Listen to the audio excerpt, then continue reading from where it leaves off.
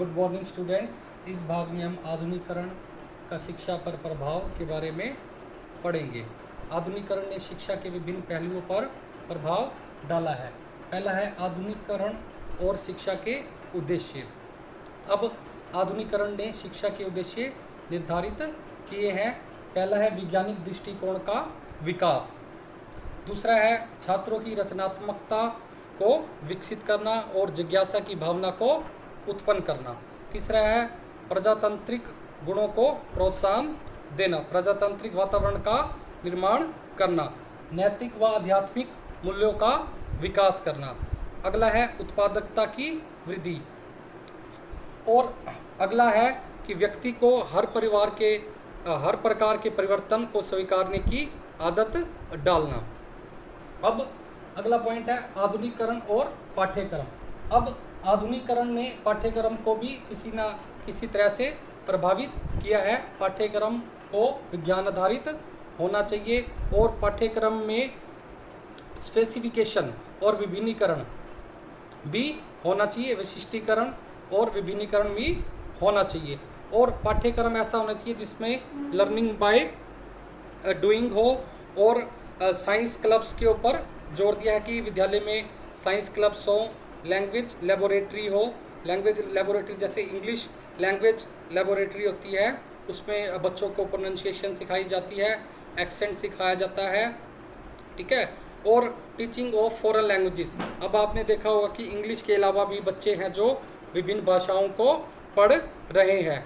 और computer courses को भी प्रोत्साहन दिया जाता है, उन्हें विभिन्न प्रकार के सॉफ्टवेयर के बारे में बताया जाता है, हार्डवेयर की शिक्षा दी जाती है, को करिकुलर एक्टिविटीज़ के ऊपर ज़्यादा फोकस दिया जाता है।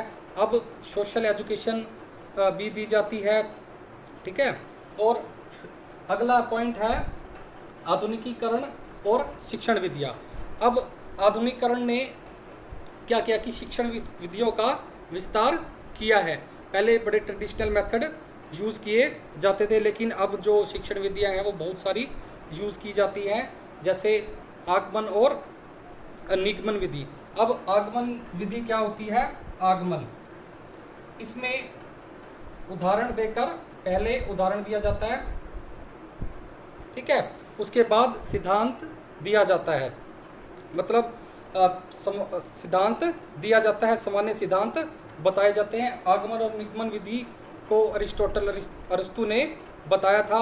अब आगमन विधि उदाहरण पहले जैसे बताया जाता है कि जैसे संज्ञा अगर हमने पढ़ानी है तो उसमें बताया जाएगा कि मेरा नाम अनिल है, मैं सोनीपत में रहता हूँ, ठीक है, मैं दिल्ली जाता हूँ, ठीक है, उदाहरण दिए जाते हैं। फिर बताया जाता है कि किसी भी स्थान, व्यक्ति, वस्तु के नाम को हम संज्ञा कहते हैं, ठीक है।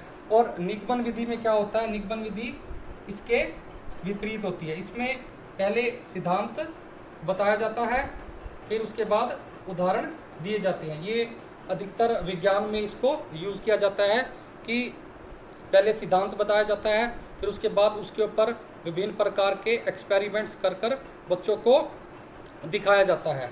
और भी जो मेथड्स हैं, ह्यूरिस्टिक मेथड है। ह्यूरिस्टिक मेथड का मीनिंग क्या है? सर्च।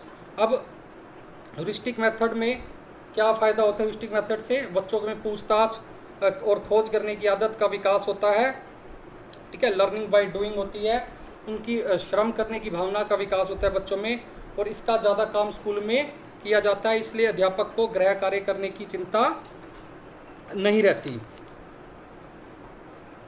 प्रोजेक्ट मेथड भी यूज़ किया जाता है, जिसे W.H. किलपैट्रिक ने विकसित किया था। इसी तरह प्रॉब्लम सॉल्विंग मेथड्स हैं, प्लेवे मेथड्स हैं, ठीक है। प्रोग्रामिंग लर्निंग है, जैसे लीनियर प्रोग्रामिंग है, ब्रांचिंग या रिमीडियल प्रोग्रामिंग है, मैथमेटिक्स प्रोग्रामिंग है। अब ब्रांचिंग प्रोग्रामिंग को B.F. स्किनर ने विकसित किया था। और जो मैथमेटिक्स प्रोग्रामिंग है इसे गिलबर्ट ने विकसित किया था। और जो लीनियर प्रोग्रामिंग है इसे G.B.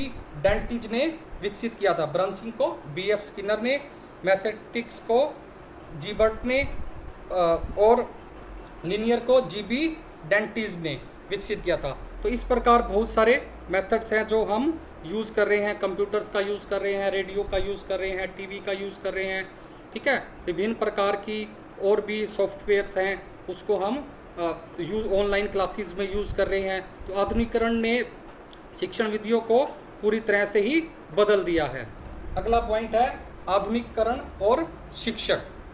अब आधुनिकीकरण की प्रक्रिया में शिक्षक का महत्वपूर्ण स्थान है, क्योंकि शिक्षक ही छात्रों को अपने व्यक्तिगत प्रयासों से सीखने की आधुनिक विधियों को अपनाने के लिए प्रेरित करता है। और शिक्षक को योग्य, कुशल, सकारात्मक, निर्माणवादी, यथार्थवादी दृष्टिकोण का विकास करना चाहिए, क्योंकि तभी वे छात्रों को आधुनिक शिक्षा के प्रयोग हेतु प्रेरित कर सकता है। अगला पॉइंट है आधुनिकीकरण और अनुशासन। आधुनिकीकरण और अनुशासन में क्या है? आधुनिकीकरण की प्रक्रिया स्वतंत्र अनुशासन की पक्षधर है, परंतु यह अनुशासन एक सीमा तक होना चाहिए। छात्रों में स्व अनुशासन की भावना उनमें प्रजातांत्रिक गुणों का विकास करने में सहायक होती है। तो इस प्रकार हमने आज आधुनिकीकरण का शिक्षा पर प्रभाव पड़ा है। धन्यवाद।